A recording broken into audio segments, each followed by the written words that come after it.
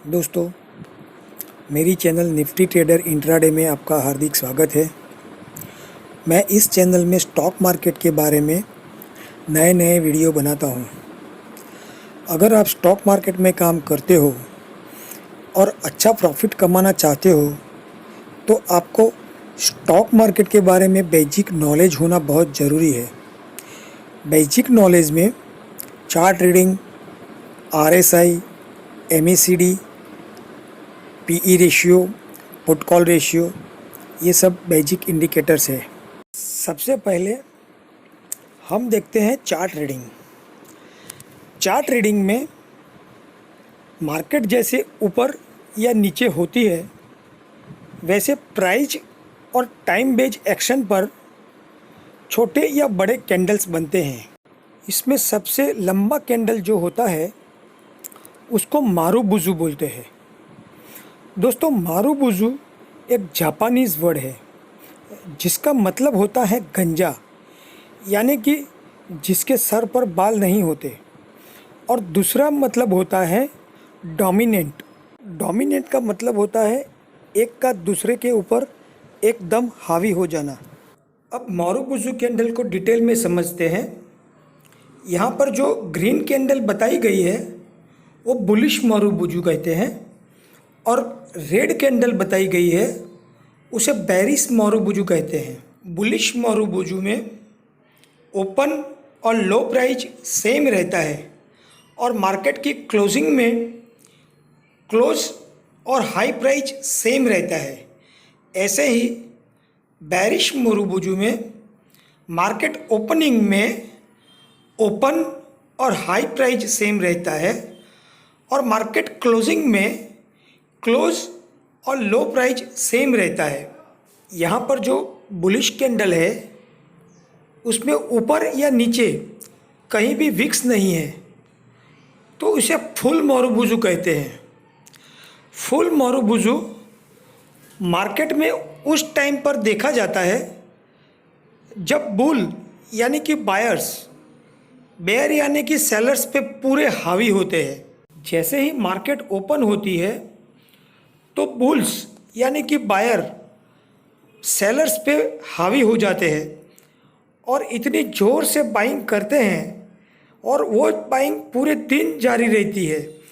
जब market closing होती है तब लास्ट प्राइस तक बायर्स बाइंग करते हैं।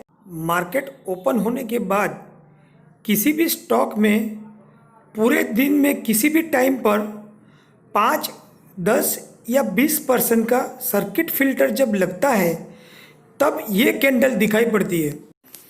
यहाँ पर जो रेड कैंडल है उसमें भी ऊपर या नीचे कहीं भी विक्स नहीं है, इसीलिए इसे भी फुल मारुबुजु बोलते हैं। लेकिन ये बेरिश मारुबुजु है।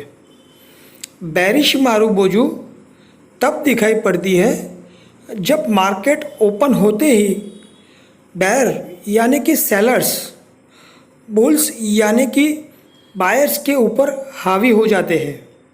जैसे ही मार्केट ओपन होती है सेलर्स इतनी ज़ोरों से सेलिंग करते हैं और पूरे दिन तक उनकी सेलिंग जारी रहती है और मार्केट क्लोजिंग आती है तब लास्ट लो प्राइस तक उनकी सेलिंग रहती है।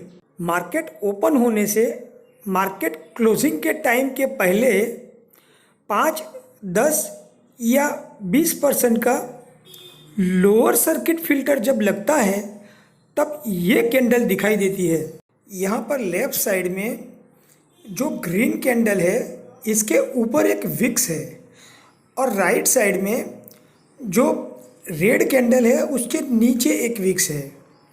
तो ये बुलिश और बेरिश दोनों मारुबुजु कैंडल को ओपन मारुबुजु कैंडल कहते हैं।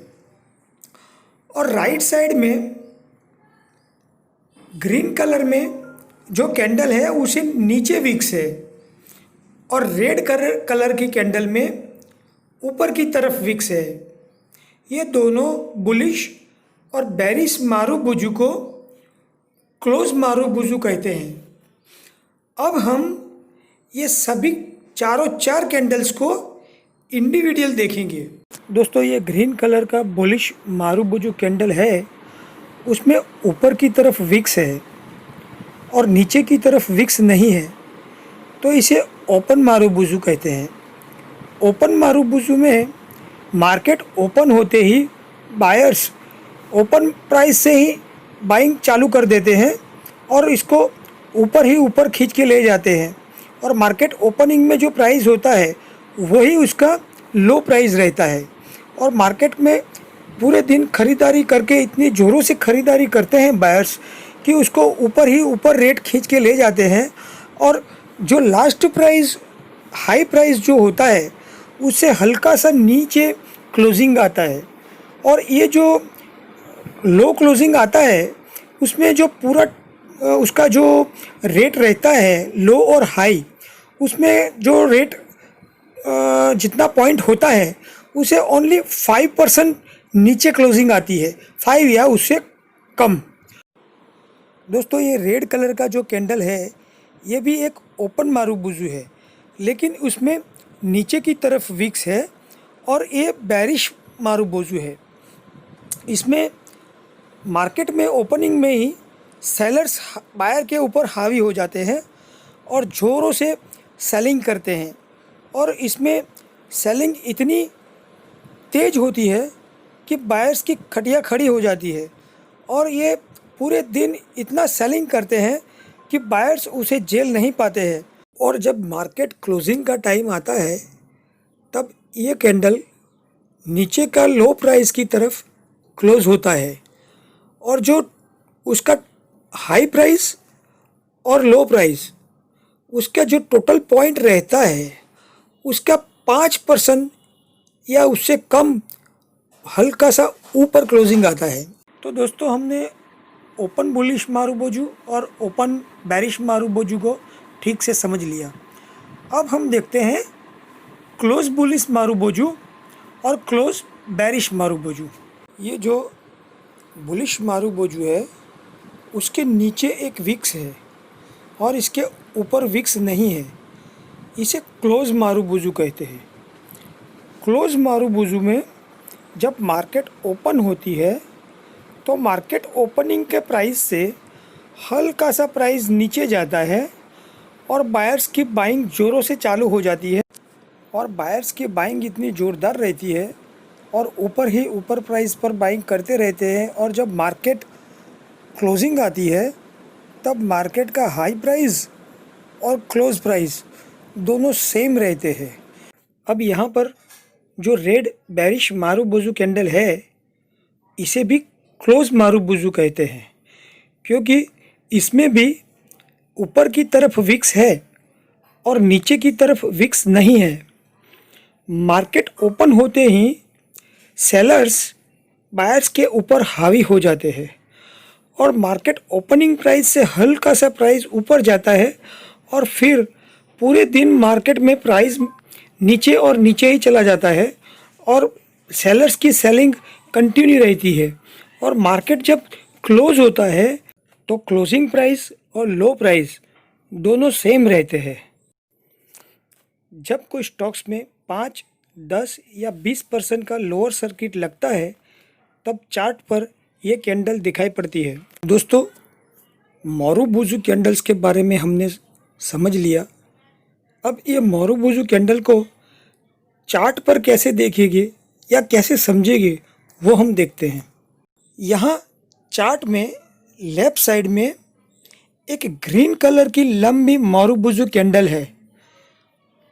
ये मारुबुजू कैंडल कम से कम डे चार्ट पर 15, 20 या 25 दिन के बाद दिखाई पड़ती है, और अगर 2 या 4 दिन के बाद आपको दिखाई पड़े तो इसको कंसीडर नहीं करना है, क्योंकि वो एक छलावा भी हो सकता है, क्योंकि मार्केट वापस गिर भी सकती है। लेकिन जब एक लंबी गिरावट के बाद ये मारुबुजू क्रिएट होता है तो उसके बाद आने वाले ट्रेंड में मार्केट ऊपर जाएगी ऐसा हम सोच सकते हैं। ऐसे ही राइट साइड में एक रेड कलर की लंबी बेरिश मारुबुजू कैंडल है। मार्केट जब 15, 20 या 25 दिन तक डे चार्ट पर कांस्टेंट ऊपर बढ़ के आता है, तब ये टाइप की कैंडल दिखाई पड़ती है। समझो 4-5 दिन की तेज़ी के बाद ये बेरिश मारुबोज़ू दिखाई देती है, तो उसको कंसीडर नहीं करना है, क्योंकि मार्केट यहाँ से बढ़ भी सकती है। लेकिन जब लंबी बढ़त के बाद ऐसी कैंडल दिखाई देती है और उसके बाद मार्केट में गिरावट आती है, तो हम ऐसा सोच सकते हैं कि आगे वाले दिन में मार्केट में गिरावट कंटिन्यू रहेगी। मैंने इस वीडियो में मारुबोज़ू कैंडल के बारे में समझाने की पूरी कोशिश की है।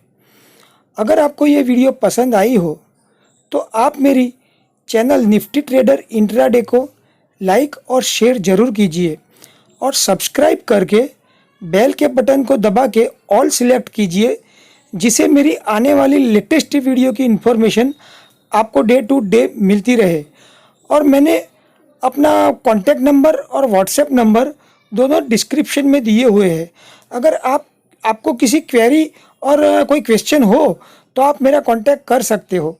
दोस्तों, मैंने अपने टेलीग्राम ग्रुप की लिंक डिस्क्रिप्शन में दी हुई है, जिसे क्लिक करके आप मेरी टेलीग्राम चैनल के साथ जुड़ सकते हो।